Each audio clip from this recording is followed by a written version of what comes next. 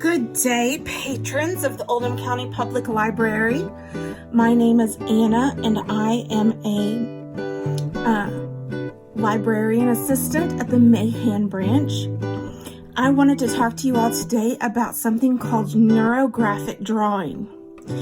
This is one of my examples of neurographic drawing, and what it is it's a collection of lines and images to help you create new neural pathways in your brain.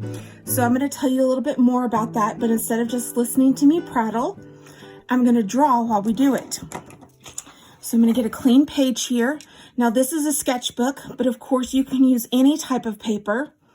You can use lined paper, printer paper, newspaper. If there's a book that you're about to recycle, there are usually a blank page or two in that, and you can rip those out and use them. Okay, so just know that any paper is acceptable as long as you've gotten permission from the owner to use it. So the first thing that we're going to do is we're going to choose a starting point. I usually like to start in the top right quadrant, like right here. And what we're going to be doing is we're going to be drawing lines. The lines are to represent something that you are thinking about. One thing. It can be a worry, an anxiety, anything like that. A problem that you're facing, a decision you need to make. But the goal is to focus on that one problem while you draw your lines.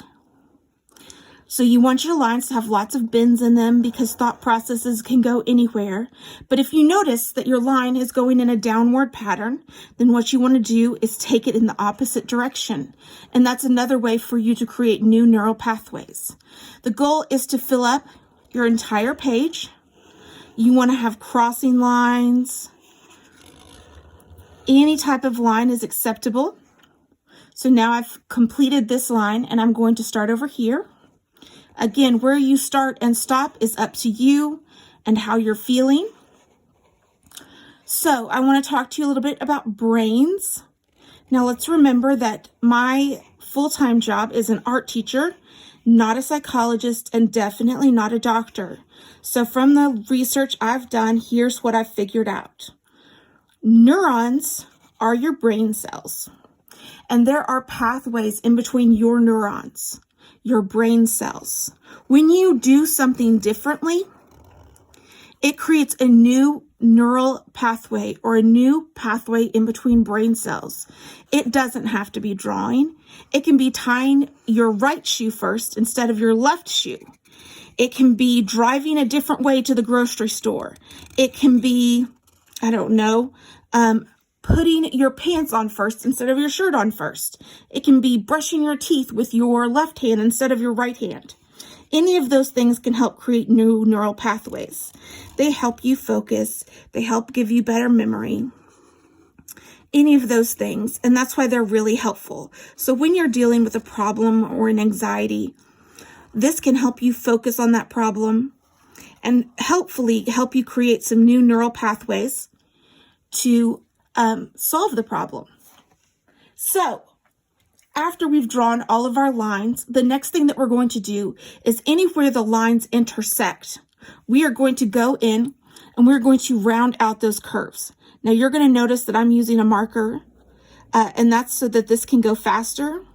I usually use a pencil or a gel pen. I'm really into the gel pens. If you've ever come down to the Mahan branch, you might have seen me with all my pens out working on an art project. But as you can see, I'm just making sort of like rounded triangles to fill in all of our areas. Now, if that looks too complicated for you, another thing that you can do is draw circles. Now, if I'd done this in pencil, I would erase that middle X, but I didn't. So I'm just going to color it in. So again, I'm just going through and rounding out my corners.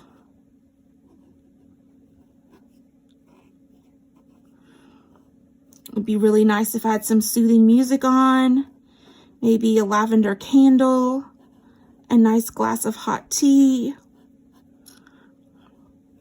This is really something that any age group can do because we're all capable of having thoughts, having problems, and also drawing lines. So I'm going to stop right there so that we can go ahead. I'm going to work on this middle area since it's more complete. So the next thing that we're going to do is we are going to start filling in our area. The way you fill in your neurographic design is up to you 100%. So if you want to just color in your shapes, then color in your shapes. If you want all your shapes to be pink, then make all of your shapes pink. Now, I don't know if you remember, but like back in February, I hosted a workshop at the Mahan Library about Zentangles. Zentangles are a meditative art form where you take small, intricate patterns and you use those to fill in spaces in order to create an elaborate design. So what I'm going to do with this one is I'm going to take some of these spaces. I'm going to go ahead and color them in. And then the next thing I'm going to do is I'm going to fill them in with a Zentangle design. Now, Zentangle designs can be very complicated, but a lot of them are really easy, and they'll give you step-by-steps on the web of how to do them. So when I've been doing research for drawing and my art classes at school, I do a lot of stuff for art therapy because it's calming and relaxing and it helps the kids center themselves. So what I've really learned is that repetitive lines and shapes can help give calmness to an upset situation. So in a lot of my artworks, you'll see me do designs like lines that are repetitive. Now I know I'm not using a ruler, so these aren't perfectly straight. They're not perfectly equidistant, and that is okay because none of us are perfect. So it matches perfectly. So there's some lines. Another one of my favorite patterns are little tiny circles. So I'm going to fill it in with these little tiny circles. It looks sort of like a honeycomb or little bubbles. And so then I'm going to go ahead and continue on and fill in each of these shapes. Maybe I won't do a pattern in all of the shapes. Maybe I'll just do it in some of them to add some, variety.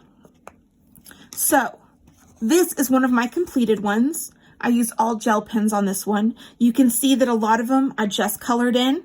Some of them I used the Zentangle designs on. You're welcome to color yours in however you want, and you can use whatever you want. Crayons, markers, colored pencils, watercolor, paint, permanent markers, highlighters, pencil, whatever you want to use that. Okay? I'm hoping that as we each can finish our projects, we'll be able to upload them to the Oldham County Public Library social media to show everyone else our designs.